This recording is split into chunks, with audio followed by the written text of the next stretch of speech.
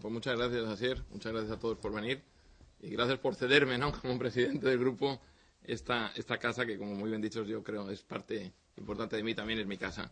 Decía Asier que dar buenas noticias. Esto es como las monedas. Hay una cara y una cruz. Y voy a dar alguna buena y otras no tan buenas. Y voy a empezar por Mauritania, el acuerdo de pesca con Mauritania. Lamentablemente, el protocolo de pesca entre la Unión Europea y Mauritania se va a validar el próximo lunes en un Consejo de Ministros de Transportes y Turismo y Energía, cosa curiosa, no se hizo ayer en el Consejo de Pesca, y se va a validar por el empeño de la Comisión de hacer un acuerdo, firmar un acuerdo que es claramente lesivo para los intereses del sector pesquero.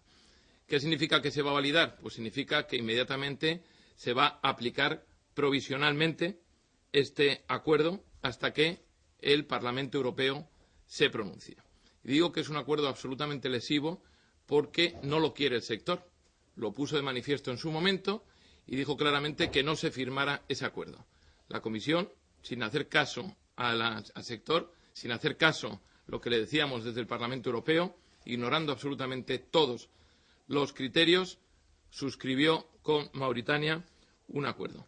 Un acuerdo que va a ser tremendamente caro para la Unión Europea. En estos momentos de crisis no se entiende muy bien cómo la Unión Europea, la Comisión, plantea pagar 70 millones de euros a cambio de escasas posibilidades de pesca, 70 millones más lo que aporta el propio sector, que son casi 40 millones, entre 35 y 40 millones, para unas posibilidades de pesca que son infinitamente inferiores a las que teníamos en el tratado vigente.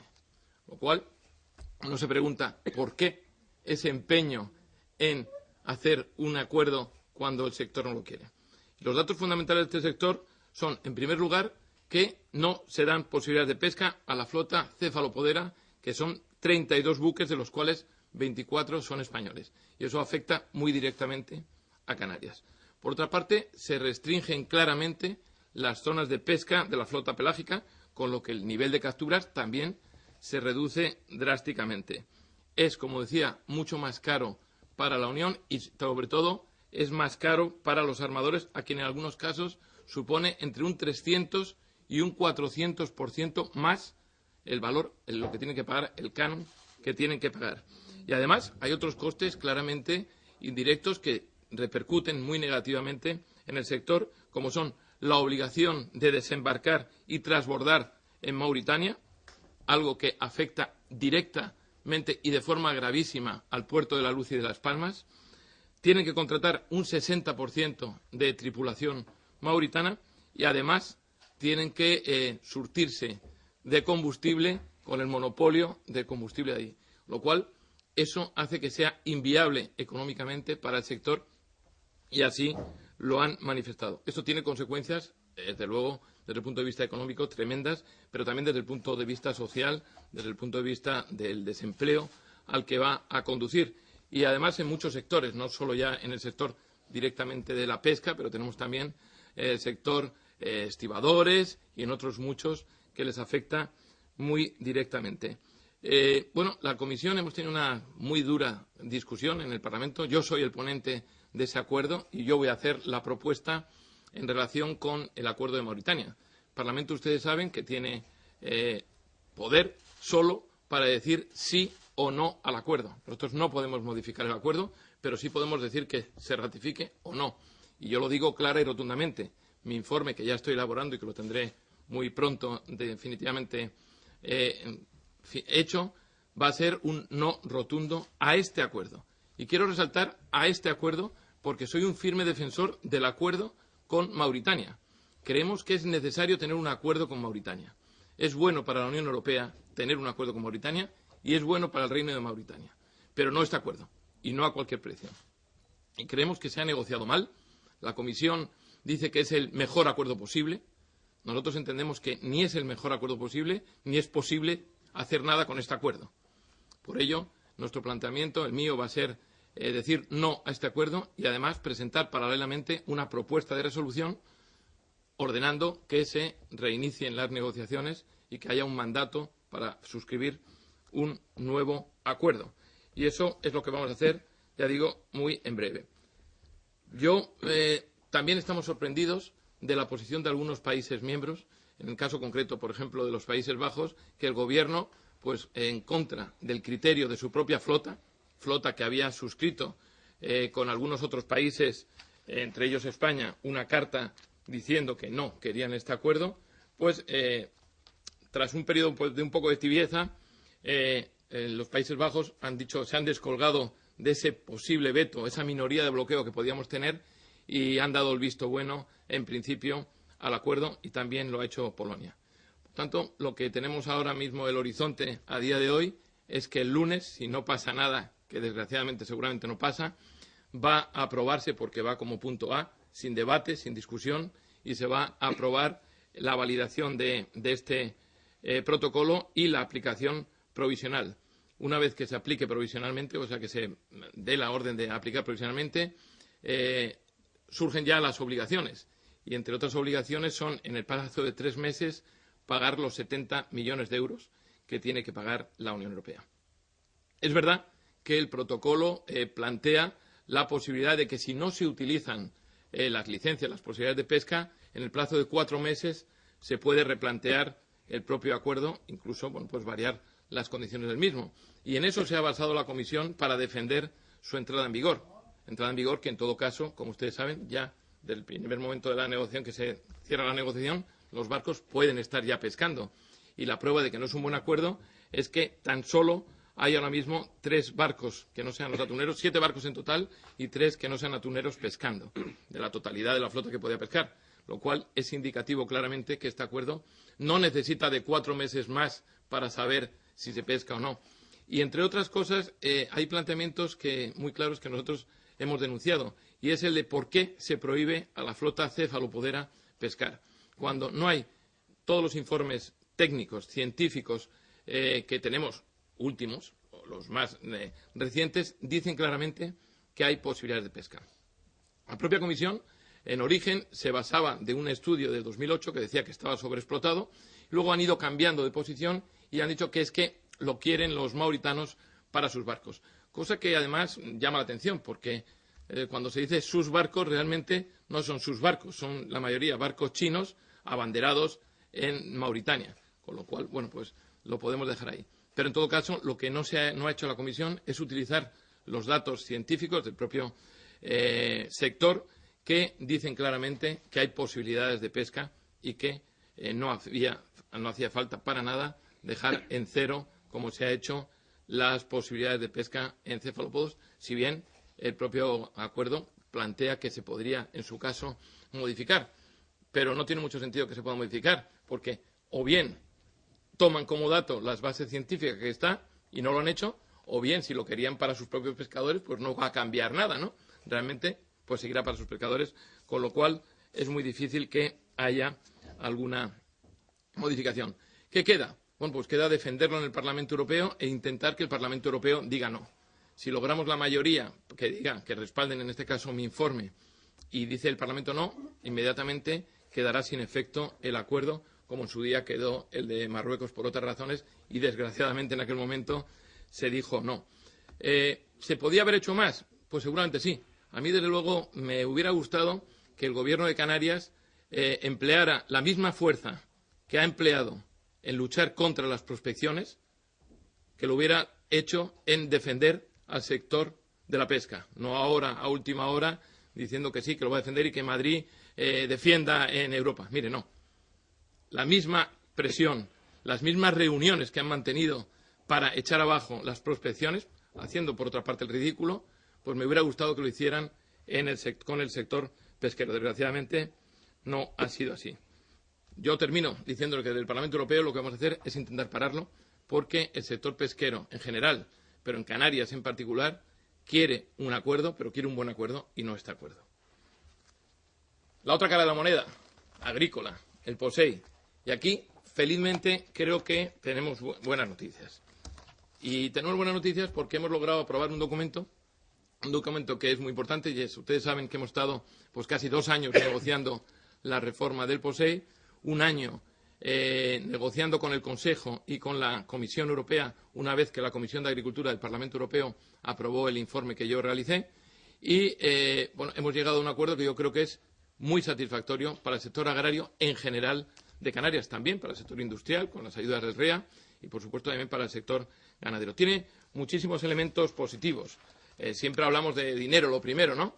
Y es verdad que, hombre, en un momento de crisis en el que la rebaja de todos los presupuestos es sustancial, haber conseguido que el presupuesto, la ficha financiera del POSEI se mantenga en los términos en que estaba para el próximo periodo, creo que es una muy buena noticia. Estamos hablando de 268 millones y pico para Canarias, casi 700 millones de euros en total para el sector agrario de las regiones ultraperiféricas, al que se añade una partida única de 40 millones de euros para el sector del plátano, como compensación a las bajadas de aranceles en virtud de los acuerdos de libre comercio entre Colombia, Perú y Centroamérica. Por cierto, acuerdos que definitivamente se firmaron la semana pasada, pero que han llevado aparejado una cláusula de salvaguardia que por lo menos nos garantiza que si hay algún tipo de problema podemos luchar contra ellos. Pero yo creo que el POSEI tiene mucho más que dinero y sobre todo tiene el reconocimiento, en primero, utilizar la base jurídica del propio artículo 349 del Tratado, ese que se refiere a las regiones ultraperiféricas, esa percha jurídica que tantas veces utilizamos y que tantas veces vamos a tener que seguir utilizando. Pero sobre todo el POSEI reconoce la fragilidad de nuestro tejido socioeconómico y la fuerte dependencia que tienen algunas islas de determinados cultivos. Y en esa línea, y hablando, como hacía hace un momento, de los acuerdos con terceros países, hemos logrado introducir también el que necesariamente, obligatoriamente, en el caso de que se suscriban nuevos acuerdos con terceros países, tendrá que realizarse un informe de evaluación del impacto que esos acuerdos pueden tener en el sector agrario. Y en el caso de que el impacto sea negativo, se adopten medidas. Yo creo que esa es una magnífica cláusula. ¿Por qué razón? Porque ustedes me han oído muchas veces decir que siempre en los acuerdos comerciales, en los acuerdos con terceros países, la factura la paga el sector agrario. Esos países lo que pretenden es traer más productos agrícolas y siempre pagamos nosotros. Y ejemplos tenemos muchos, y entre otros el de Marruecos, como luego podemos ver. ¿Qué sucede? Que ya con esa cláusula, nuevos acuerdos, como pueda ser el de Ecuador, que desde luego tendrá un impacto si se suscribe muy negativo para el sector agrario, para el sector del plátano en concreto, sin duda alguna, pues se evita.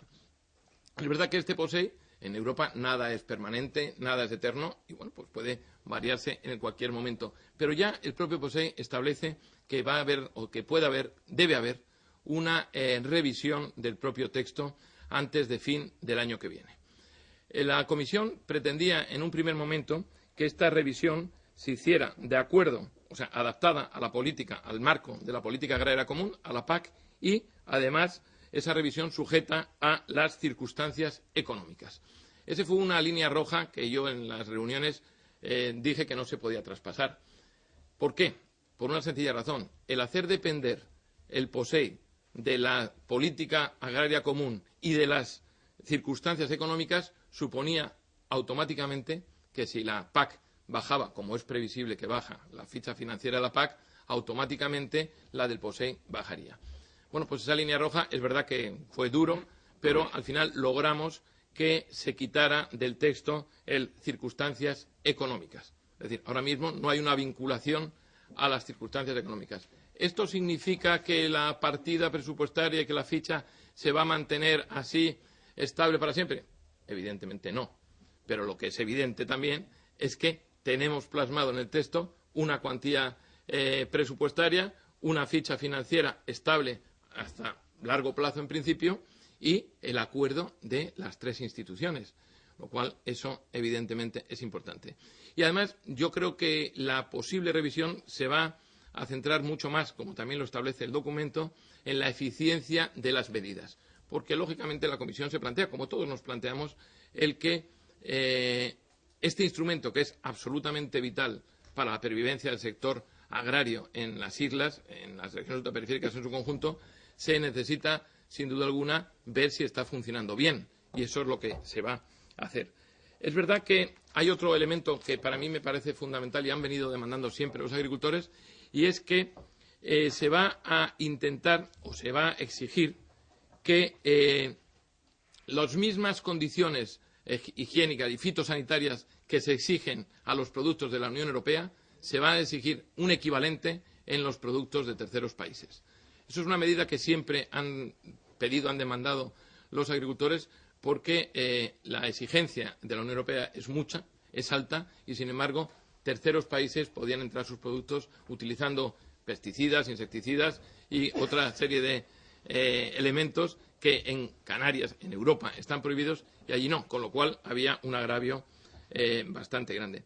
Luego hay otras cuestiones, como por ejemplo el periodo de referencia para el cálculo de volumen de productos transformados a base de materias primas procedentes del REA, que se actualiza y se deja la referencia a la media de los 3 mejores años del periodo 2005-2012. Estaba un periodo muy anterior y ahora se logra adaptar más y además dejar los 3 mejores de ese periodo de 7 años. Y también se hace una flexibilización importante en relación a qué es el comercio regional, el comercio entre las regiones ultraperiféricas y los países vecinos, de cara a que se puedan utilizar mejor las exportaciones de las regiones ultraperiféricas. Y luego el documento también establece 2 objetivos diferenciados claramente que yo creo que es importante. Por una parte es el apoyo a las producciones locales.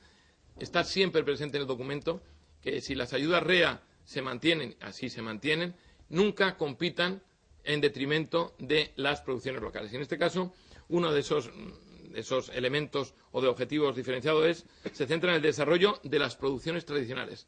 Pero otro, que es importante, se destina al impulso de producciones de diversificación. Se entiende que es bueno mantener los productos tradicionales, pero que también haya elementos de diversificación. Y hay un elemento, siempre hablamos mucho de plátano, también en otros, lógicamente en otros productos, pero en el caso del viñedo hay un elemento que es fundamental, que se quiso de Canarias, que lo queríamos en Canarias y no es así en ningún otro lugar de la Unión Europea y, por tanto, y de España, por supuesto.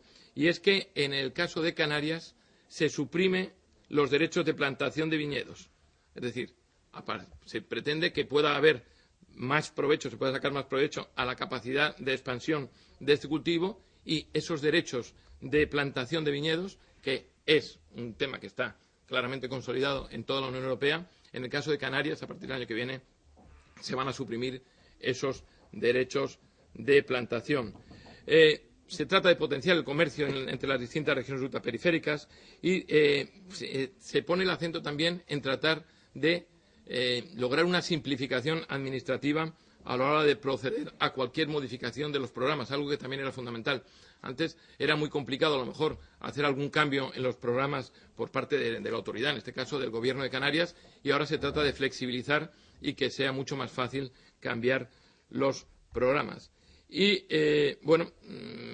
reitero, se hace algo que es importante en el mantenimiento del REA, y es que en ningún caso se pueda generar ningún perjuicio a las producciones locales. Hay algunos elementos importantes también en relación con el sector lechero, fundamentalmente para las Azores y para el tema de Madeira, en el que antes Madeira era la única que se tenía la posibilidad de tener apoyo a lo que allí se llaman las terrazas, ¿no? Solo eran para Madeira, ahora también Canarias se puede beneficiar de ayudas de ese tipo. Y, en principio, bueno, hay muchos más elementos, evidentemente. Es un reglamento amplio, ambicioso y que yo, sinceramente, estoy muy contento de cómo ha salido. Y ya, si ustedes quieren cualquier cuestión. Sí les anuncio 2 temas, es decir, en el tema tomate estamos en una ofensiva clara.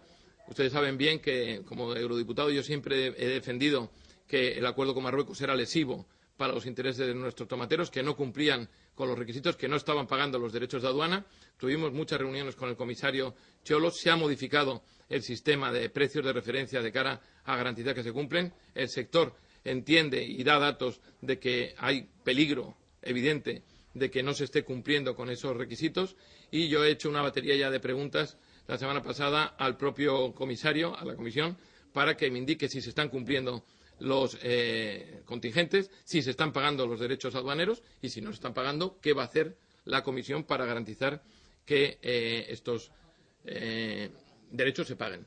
Y, por último, decirles también que esta semana que viene, el martes, tenemos los diputados europeos de las regiones ultraperiféricas, que, como ustedes saben, pues estamos muy bien organizados, la verdad, y trabajamos conjuntamente. Tendremos una reunión muy importante con el comisario Hahn, el comisario de Desarrollo, para hablar de todos los fondos y de las posibilidades que tiene, lógicamente, las regiones ultraperiféricas de mantener una ficha financiera suficiente. Yo les informaré una vez que tengamos esa reunión de lo que haya acontecido. Dicho esto, los deberes en Europa los estamos haciendo. Ahora también hay que mirar dentro de casa. Lo he dicho muchas veces para el sector platanero, no es solo pedir dinero a Europa, también hay que analizar qué están haciendo bien, qué están haciendo mal, qué tienen que cambiar. Hacen las cosas bien, producimos muy bien, pero tienen que mirar qué se hace. Y también lo tienen que hacer, lógicamente, las autoridades. En este caso, el Gobierno de Canarias tiene también que mirar no solo Europa, sino también qué se está haciendo aquí, qué presupuestos tienen, cómo ejecutan los presupuestos. Yo, de verdad, me alarmé al ver los presupuestos ayer o antes de ayer, los datos de ejecución del presupuesto de la Consejería de Agricultura y, evidentemente, me alarmo todavía más si se pueden perder fondos de la Unión Europea que están establecidos por falta de ejecución. Yo creo que malo sería que, por una parte, estemos defendiendo tener más ingresos, tener más fondos y, por otra, no seamos capaces de gastarlos bien. Y nada más, me quedo a su disposición. No sé si me he dejado algo, seguramente sí, pero... ¿Tiene alguna pregunta?